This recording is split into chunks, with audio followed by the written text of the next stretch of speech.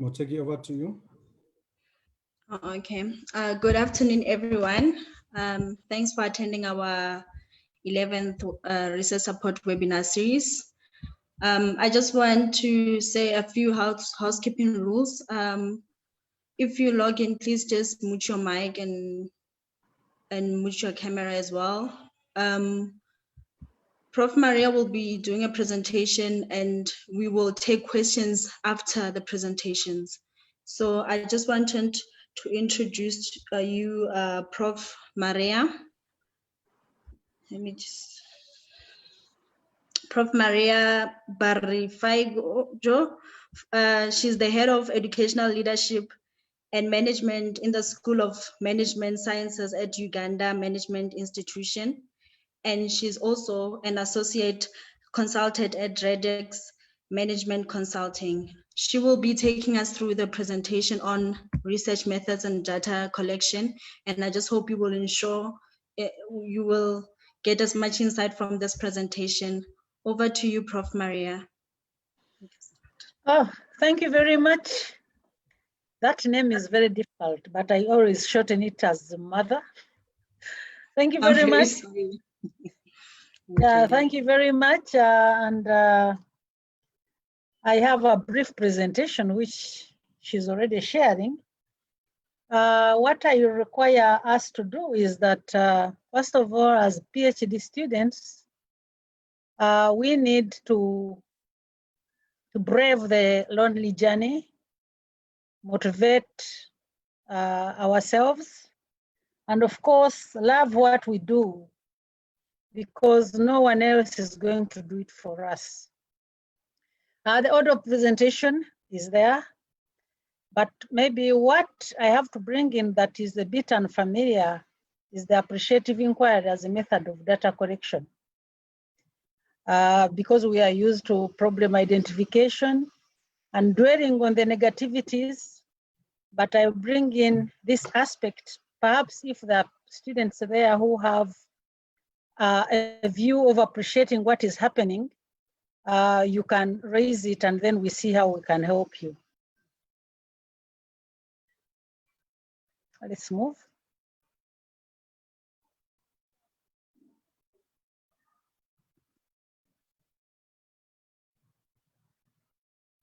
Yes, we are sharing the research process, but we come in, my session today is at data collection, where we shall look at the methods and tools, which actually fall under the methodology section in our research. The rest, I'm sure, has been handled by other people or yet to be handled. Yes, when you look at the image here, is like the visualization of research processes. It requires a lot of logic in terms of knowing exactly where you are going and what you want to do. So it is just how we visualize research processes. I'm sorry, you won't be able to see where it was captured from, but when you go to the presentation that is the longer one, there is where I captured it from.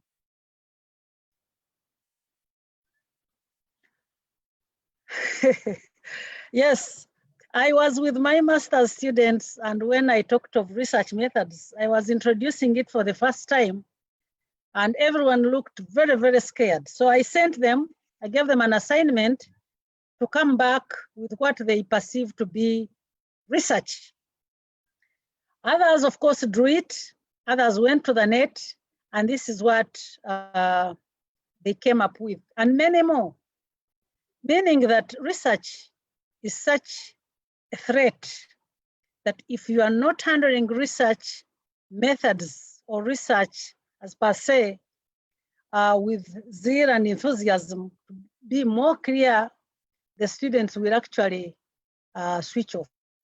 So this is how they perceive as research. That was at master's level. But of course, it is not very different with the PhD. Research is actually a threat. But once you are doing it rightly, the students will actually like it, and they will actually be enthusiastic to conduct their research.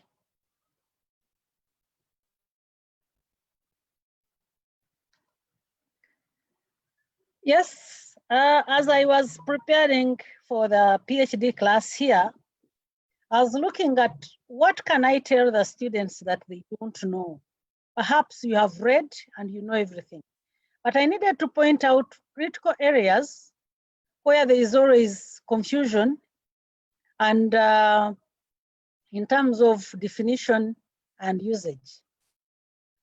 And some of these things involve paradigms, whether we are talking of paradigms, designs, methods, or approaches. And they include qualitative and quantitative. While people call them approaches, others call them designs, yet others call them methods.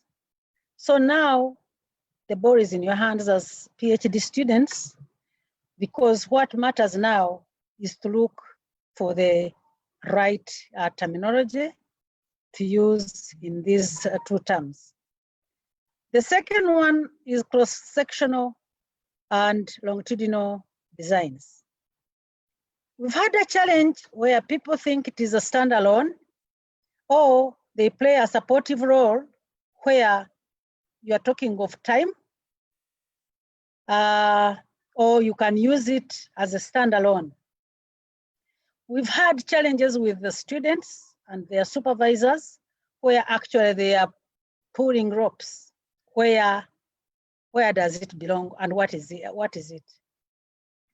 3, we have an area of case studies. Is it a design? Are they designs? Are they methods, or are they tools? When you read the different books, different textbooks, different papers, you realize that they are being mixed. But as PhD students, what do you have to do? We are going to discuss it together, because I cannot prescribe what you should be picking, but what I have to encourage you to do is to read ahead, and then you get. Sorted. Any money? Is there any issue that is being raised? I hope not. So we go to the methodology and design. Do they mean the same thing? Then number 5, we have census and sample surveys. Whereas some students believe that when you pick all members, after you have surveyed, you have sampled, you pick members, for example, of a department, and there are only 4, and you pick all of them, it gets to a census. And we are saying, is it mutually exclusive? Can we mix? Perhaps not. And the 6th one that is causing confusion among the students is mixed methods or triangulation. Do they mean the same thing? I think these are some of the key areas in this section of methodology that have brought some disagreements. So some of the unresolved confusion, of course, we have already mentioned them. So that is qualitative and quantitative. Are they paradigms? Are they designs? Are they approaches or methods? Cross-sectional, are they standalone or research designs? Is triangulation the same as mixed methods? Are case studies research designs or methods of data collection? So at what stage, for example, are data from observation analyzed and interpreted? Especially when you look at the data that is evaluative in nature.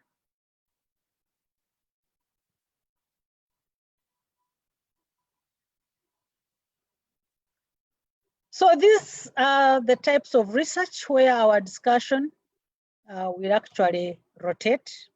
We have the quantitative, the qualitative, and mixed methods. Perhaps the earlier scholars would tell us that when you have these designs for qualitative, they cannot work for quantitative. Some students are taught or when they are being supervised, that a case study cannot work in quantitative, can only work in qualitative. But what do you think? Others think that when you are a qualitative researcher, you cannot mix it.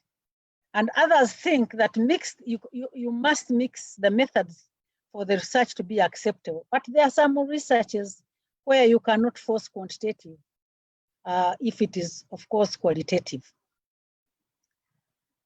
The significance of research methodology, we are saying that it is the most difficult section in a dissertation or in a proposal, yet it is very critical. Why?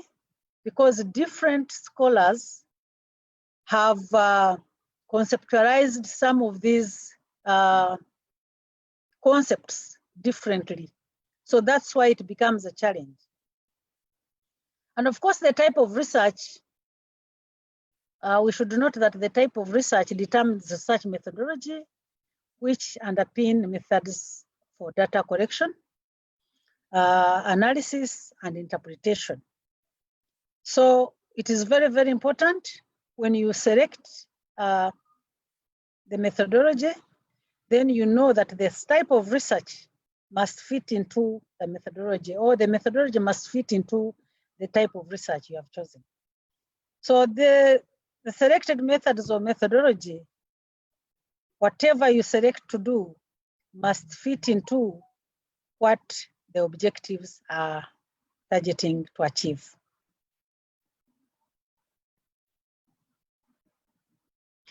So how is your research methodology written?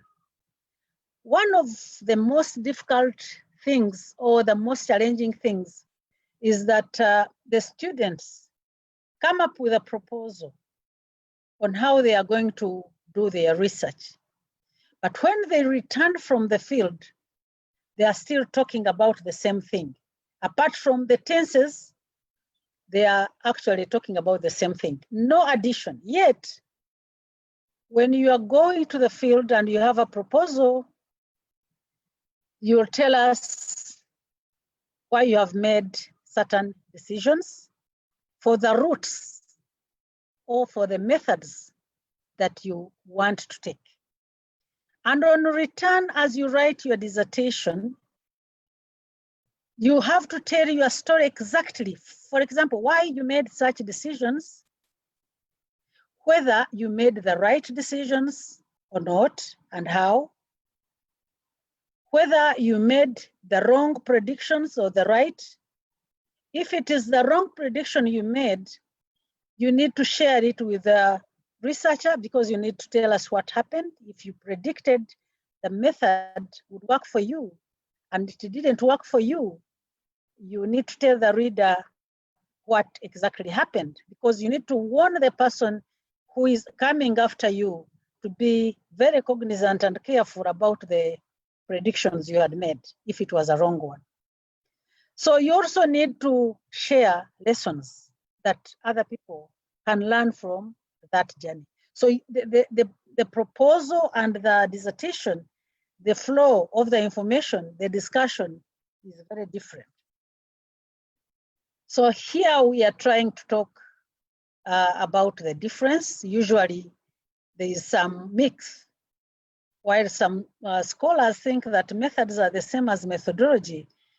Perhaps no, because methods are strategies, processes, techniques that a researcher has devised to gather data, and yet the methodology refers to the body practices that govern acquisition of knowledge within the given field.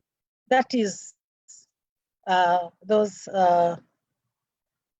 journey you are taking. You need to share it.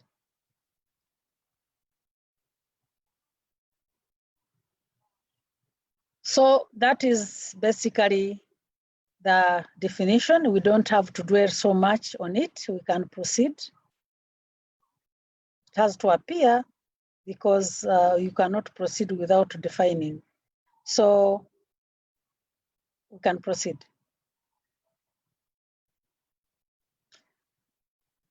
So here we are saying that research methods and tools that we talking about here in our discussion, the methods, first of all, for data collection, then methods for data analysis, then methods for data interpretation. All these will require different methods. Now we have some key areas where we have a relationship between epistemology, methodology, and methods. They are linked, they're interlinked, because there's epistemology modifies methodology and justifies the knowledge produced. Yet the methodology justifies methods that produce data and analysis, whereas the knowledge is created from data and analysis. So that is the relationship of epistemology, methodology, and methods.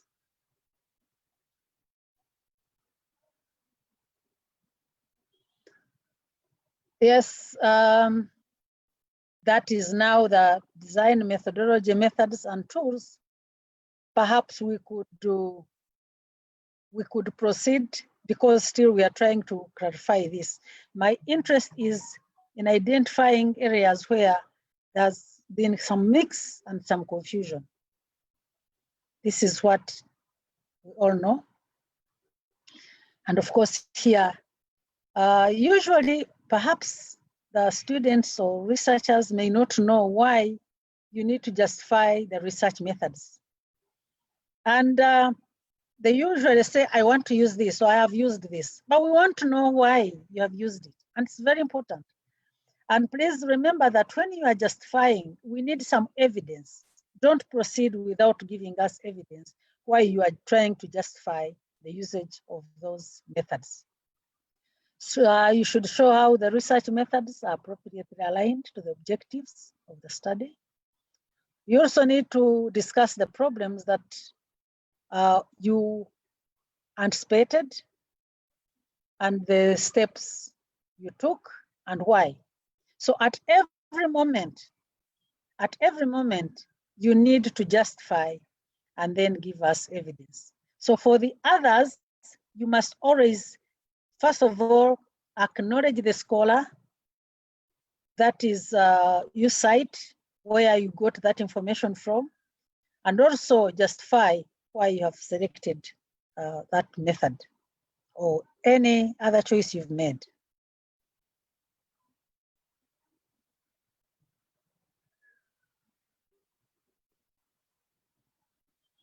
So first of all, when you talk of strategies for data collection, we must say that there is no best way. You only have to consider what you need to know and the resources, the time available, the complexity of the data, frequency of data collection, and intended forms of data analysis. That will actually guide you on what strategies to use. Yeah, we can proceed. Yes, we are saying that these are the characteristics of good data collection tool. Even before we proceed, we need to know that that tool must be relevant in terms of what it is supposed to do. Credibility, it must be credible. It must be valid. It must be reliable. And you ensure that when someone else, for example, collects data, it will enable that person, it will enable you, lead that person to get actually what you have found. I wanted to talk more about the validity and reliability, and the places they occupy in research or in a dissertation. You find that some students actually interchange them, put reliability first and then validity as second. I want to say that from the scholars and logically, validity should always come first and reliability second, as you are trying to explain. Why? Because it is possible for a document, for a method or a tool to be reliable, yet it's not valid. I repeat it. It's possible for a tool or for a measure to be reliable, yet it is not valid. So that's why many times the moment the tool is valid, most likely or always it will be reliable. I'll give an example. I'll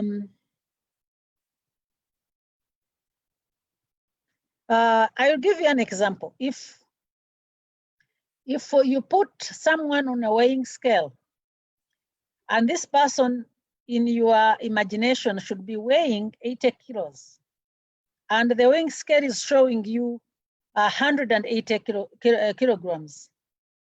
You put that person again, it is showing you 180.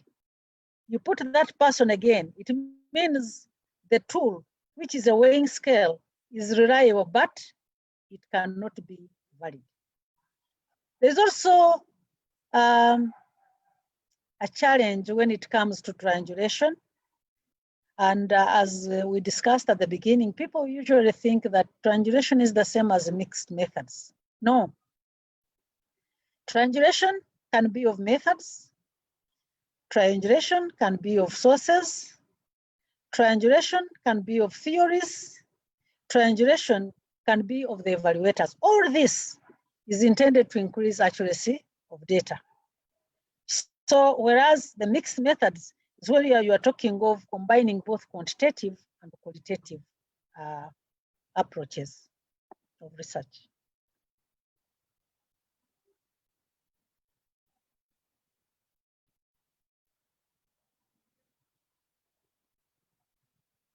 So those are some of the methods. We can proceed. There's no controversy. There's not so much controversy there. I usually want to dwell where there are some controversies. I think we can also proceed. That is for information. Yes. I think there's no controversy there. We can proceed. Yes. This is where we think we can concentrate. We are saying that often we are actually involved, or we are already thinking about negativities in terms of when you are collecting data. And you find that when there's a good practice, when there's something that is exciting, students or any other researcher fails to approach it because you imagine that all the time there must be always be a social problem. And yet, many times there's only a knowledge gap, but you need also to benchmark or to maintain it. So that's when this scholar, Cooperrider, and his colleague in 1987 came up to go and try to find out what is it you can do to benchmark. So in particular, the questions are, what is this particular setting or context that makes an organization possible or successful?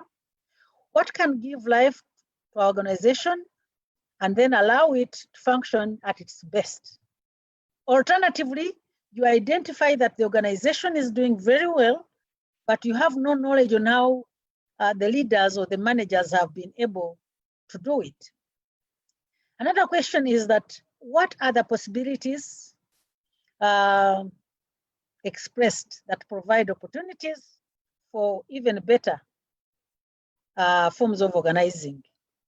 So you look at the better side of life. For example, if you have a SWOT analysis, you are going to pick the strength and the opportunities.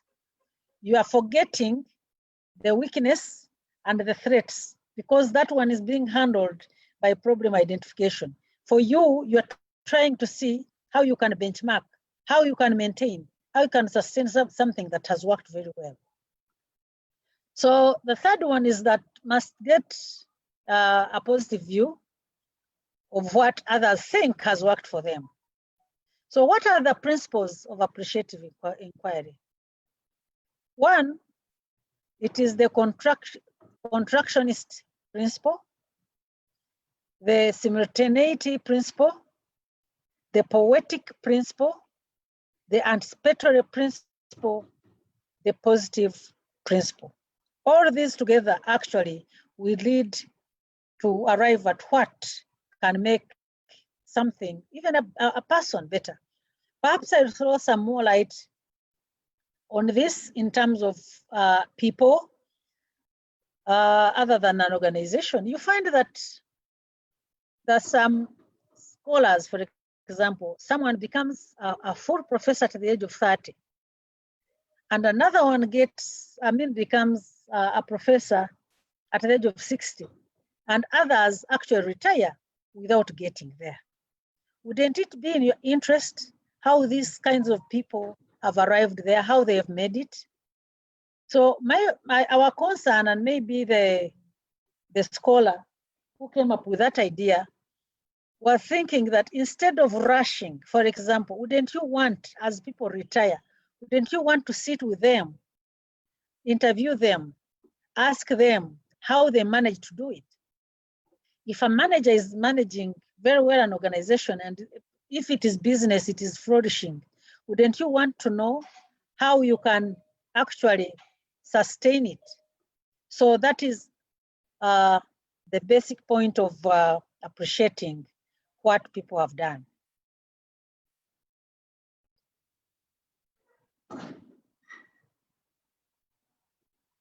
So these are some of the questions that will guide the appreciative inquiry mode of research.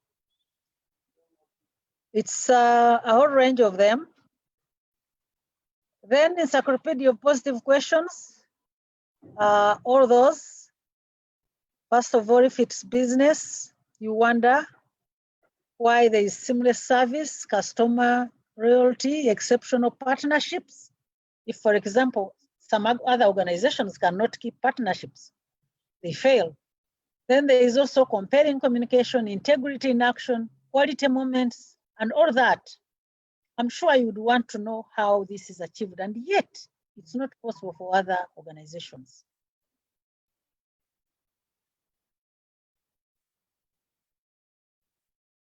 So, as we said, this originated from that scholar we talked about. This research was from the Witherhead School of Management at Case Western Reserve University. And of course, this Cooperrider, who is a professor and chairman of the Case Center for Business as an agent of World Benefit, studied at the Cleveland Clinic to better understand why, for example, some doctors or nurses were more committed than others. And he was able actually to make a difference that whereas we were always looking for weaknesses, mistakes, and other negative things, it was possible to look at good things and they can be maintained. I think the rest is very clear, but I wanted to highlight those challenges. And I thank you very much. I am now ready to take in the questions.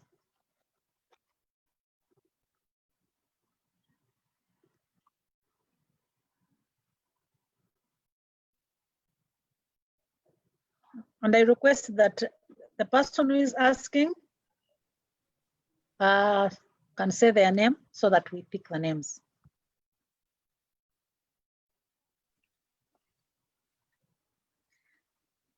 Thank you very much, everyone, for attending the webinar series. We're going to take questions right now. So if you want to say something, you must just raise up your hand and then unmute and ask Prof the questions.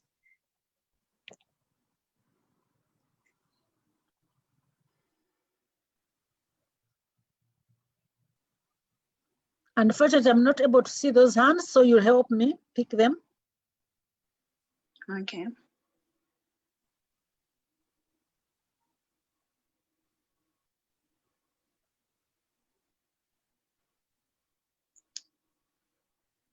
So is everyone clear? There's no questions?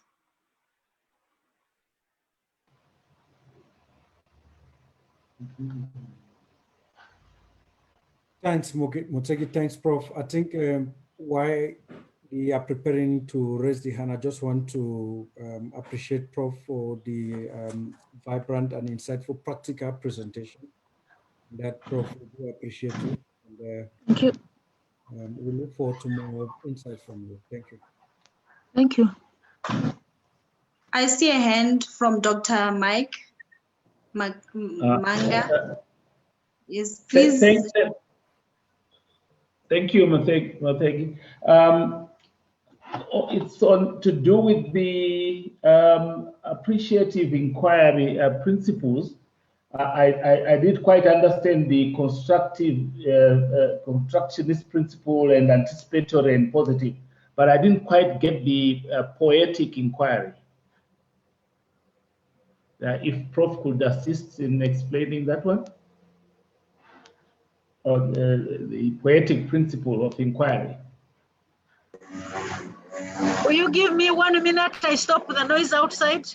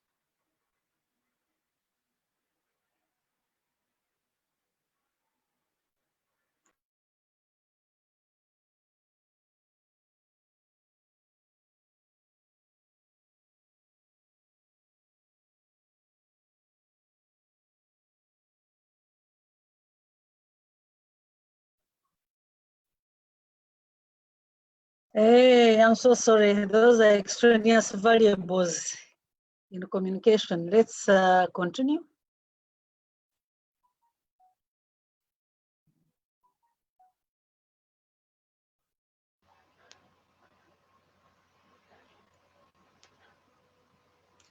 I think, Dr. Mike, if you can just repeat the questions, the question that you asked for everyone.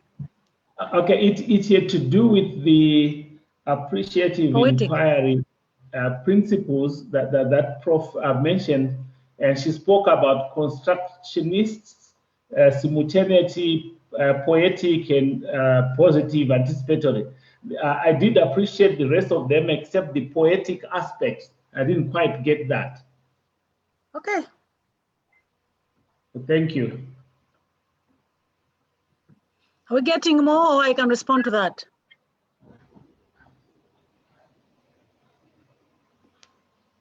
Dr. Mike. Thank you very much.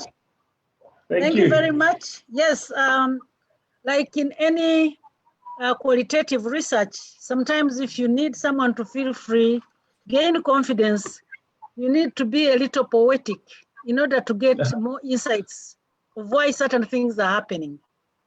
Okay. So, yes. Because even in qualitative, is it as in use of persuasive language, maybe? Yes. Because Okay, even in qualitative, if you go to a culture and they are dressing in a specific way, you try to dress like them and eat whatever they're eating in order to fit in and get information that you wouldn't have gotten otherwise. Okay, thanks, Prof. I understand that. Thank you so much. Okay, dear. Okay, Godfrey, you can ask your question. Hello, Professor. My question is, how do I prove data integrity on data collected through observation? Yes, that's a very good one, actually, because there is a lot of subjectivity, and especially where the researcher is the tool, the instrument, the observer, and you are supposed to be doing everything. Observation, actually, you are the person who is expected to provide that integrity. And we are saying that it is possible for you to be able to see or to tell when someone is not telling you the truth. But that is not actually your role. When someone is lying to you and for you, you are seeing something different, you are going to report or you are going to write or to inform the reader what you were told or what you observed, as opposed to what you believe in. It doesn't matter whether you believe in it, but what you've seen is what you've seen. I'll give an example. I went to do some research in an office, and although some people claimed they were very happy, but all the writings, the strictures on the walls were actually showing the opposite. Things like how can you watch? How can a dog watch children eating meat? And many others. So you could see that although they were saying they were happy in an organization, what was actually written on the walls was not actually matching what they had informed us about. That's why usually we triangulate. You send in your questionnaire, you interview people, and then you follow it up to observe, and you are able to make a judgment there and then. So it's now up to you, because you want to believe in your data, you want others to believe in your data, and you want others to believe in what you've corrected. The integrity we are talking about is actually, are you forming a judged, an informed judgment from what you have been able to see? So you don't subtract and you don't put in what you shouldn't have put in. Thank you.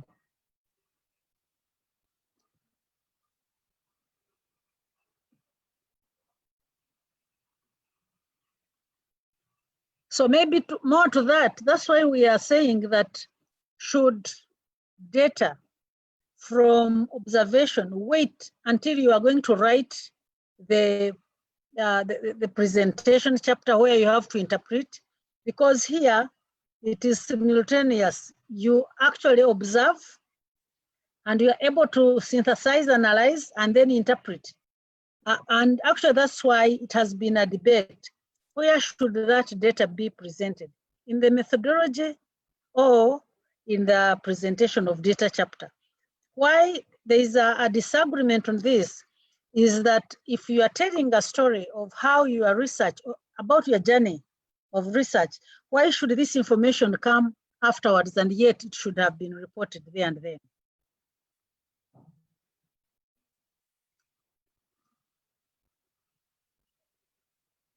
Am I answering your question? Yes, Prof. Thank you very much. Thanks a lot. Okay. Oh. Okay, since I see there are no longer questions, which means we'll just conclude our session. I just want to thank you, Prof. Maria, for making time for this session, sharing us your fountain of knowledge. We really appreciate it. I'm sure we can all conclude we had a wonderful session and learned a lot from you. And I just want to thank everyone that attended the session. I know it's a busy time for academics, but you made time for this session.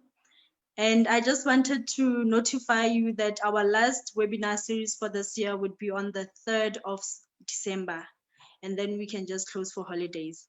Then we'll resume next year with another research webinar series plan.